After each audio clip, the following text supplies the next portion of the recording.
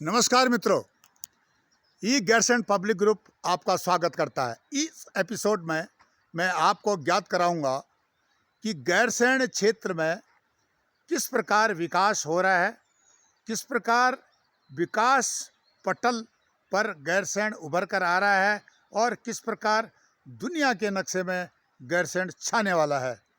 उत्तराखंड की ग्रीष्मकालीन राजधानी गैरसैंण आज पहले की तुलना में बहुत अधिक विकास की ओर जा रही है। कल मैंने आपको एक एपिसोड में ज्ञात कराया था कि रूफ ऑफ लोबा पैसर गैरसैंण क्षेत्र का जो इलाका है उसके बारे में, भौगोलिक स्थिति के बारे में आपको परिचय कराया था। मैंने इतिहास के बारे में भी प्रकाश डालने का प्रयास किया था।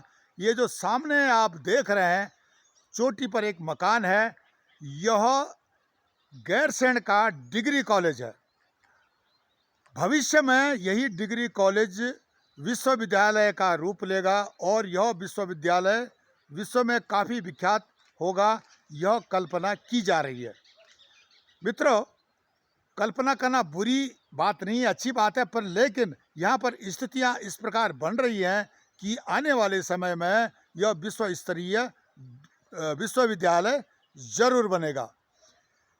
ये इसके जो डिग्री कॉलेज के बगल में फरकंडे गांव है, फरकंडे के बगल में घंडियाल गांव है, घंडियाल गांव के बाद वो ऊपर जो दुधातोली की जो है पर्वत श्रृंखला आपको दिखाई दे रही है, उसके नीचे एक गांव है मरगांव रामड़ा।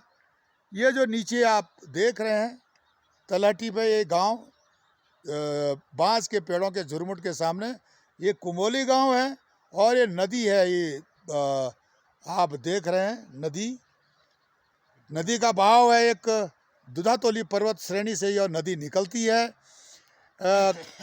भारत के कई विशेषज्ञ गैरसैंण का सर्वेक्षण करने आए। उन्होंने यहाँ पर सर्वेक्षण में रिपोर्ट दी कि यहाँ की पानी की कमी है, लेकिन ये तो छोटी नदी है, इसके अलावा 6 नदियाँ इस ग्लेशियरहीन इस क्षेत्र से, शिवालिक रेंज से 6 नदियाँ निकलती हैं। सिर्फ गैरसैंण दुधातोली पर्वत श्रेणी से 6 नदियाँ निकलती है और इसकी पूरब दिशा की ओर जो है, ये तो मैंने आपको उत्तर दिशा की ओर इसका मैंने फेस दिखा रहा हूँ।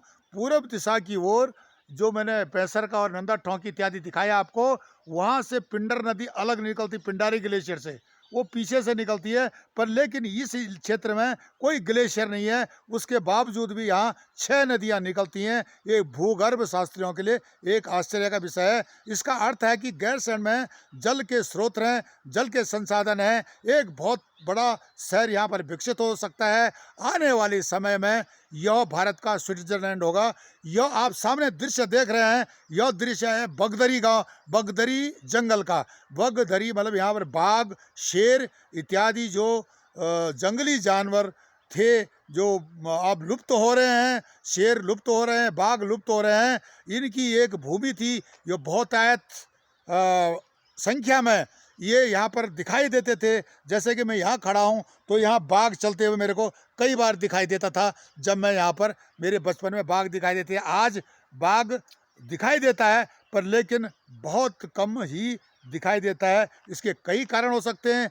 चीड़ के जंगलों का विकास होना, चीड़ के जंगलों के नीचे जो है घास पैदा नहीं होती है, घास खाने वाले जानवर पेड़ों के नीचे नहीं आते हैं, और जिसके कारण जो है जो शेर और बाघ को जो विलुप्त हो रही प्रजाति है, उनको जानवर खाने के लिए नहीं मिलते, उनका आहार और अन्य जानवर, हिरन इत्यादि। तो अब क्या है कि चीड़ के जंगलों के कारण ही शेरों को या बाघों को नुकसान हो रहा है उत्तराखंड में। इन चीड़ के जंगलों को मैं कई बार कहते आया हूँ कि सिस्टमेटिक तरीके से इनको नष्ट किया जाए। बांज, बुरांस, उतीस इत्यादि के जो परंपरागत जंगल हैं, उनकी ओर भारत सरकार को, उत्तराखंड सरकार को ध्यान देना चाहिए, जिससे कि पर्यावरण की रक्षा ठीक से हो सकेगी। मित्रों, ये तो पश्चिमी इलाका है गैरसैंण का।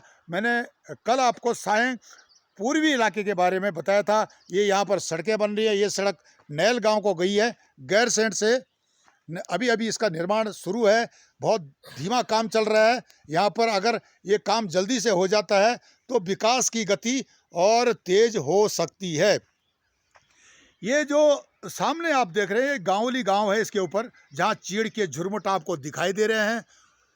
पहाड़ी के ऊपर चीड़ के झुरमुट वाला दिखाई दे रहा है इलाका, ये जो है गांवली गांव है। उसके ऊपर पजाना गांव है और इस प्रकार से यह एक रमणीक स्थल है। आने वाले समय में इस क्षेत्र का, जहाँ पर मैं हूँ, इस क्षेत्र का उत्तराखंड में एक जो जिला बनेगा गैरसैंण, उसके लिए मुख्यालय का यहाँ सर्वेक्षण हो चुका है। अब यहाँ पर आप देख सकते हो नीचे जो भूभाग है, भूभाग में जंगल है, जंगल में बांस के पेड़ हैं और इसके अतिरिक्त यहाँ पर सीढ़ीनुमा खेत मिल जाएंगे, प्राचीन बंजड़ सीढ़ीनुमा खेत।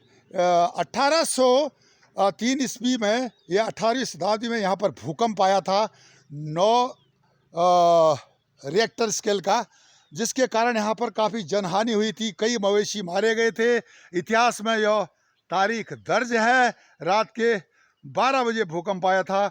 75% उत्तराखंड की जनता इससे त्रस्त हो गई थी। उसी प्रकार से यह क्षेत्र भी इसका शिकार हुआ था। इसके जो नीचे है यहाँ पर बंचर गांव है। यहाँ पर कोई गांव था, यहाँ पर एक बस्ती थी और यहाँ पर लोग रहते थे। पंचक्की, यहाँ नीचे नदी पर पंचक्की पर क्या हुआ बताते हैं कि एक बंचर बुजुर्ग था जो परिवार का लास्ट सदस्य, आखिरी सदस्य बचा हुआ था भूकंप के समय में, और उसको जो है बाघ, जो जंगली जो मतलब जानवर है, बाघ है, शेर है, उसको ख़त्म कर दिया था, उसने मार दिया था, उसका शिकार कर दिया था। ऐसा भूकंप आया था, ये इतिहास में दर्ज है और जनरेशन टू जनरेशन हिस्ट्री में, इतिहास में हमने यह सुना है। ये सामने मैंने आपको दिखाया था, कल 65 सूर्योदय हो रहा है, 65 की तरफ से सूर्य की रोशनी आ रही होगी। ये 65 की जो पहाड़ी है ढलान की तरफ दिखाई दे रहा है। रूफ ऑफ लोबा बोलते हैं। लोबा एक पट्टी है गैरसैंण क्षेत्र की, जैसे खंसर पट्टी, लोबा पट्टी, बदान पट्टी, चांदपुर पट्टी, और पीछे राठ पड़ता है जो पौड़ी गढ़वाल में पड़ता है, जो मैंने पीछे आपको बताया पश्चिम दिशा की ओर। और ये जो है नेशनल कॉर्बेट नेशनल पार्क का इलाका मैंने कल दिखाया था। इस तरह से ये पश्चिमी इलाका है गैरसैंण का, जो कि काफ़ी रिच है, काफ़ी संपन्न है वन संपदा से, जल संपदा से। और यहाँ पर उत्तराखंड की स्थायी राजधानी अगर बनती है तो यह बहुत सुखद होगा, बहुत सुखद संदेश होगा। इसे 2 अंतर्राष्ट्रीय सीमाओं वाले राज्य उत्तराखंड की रक्षा भी होगी और देश की सुरक्षा मजबूत रहेगी। मित्रों, इस एपिसोड में इतना ही।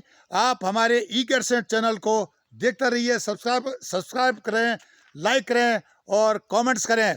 तब तक के लिए नमस्कार, धन्यवाद।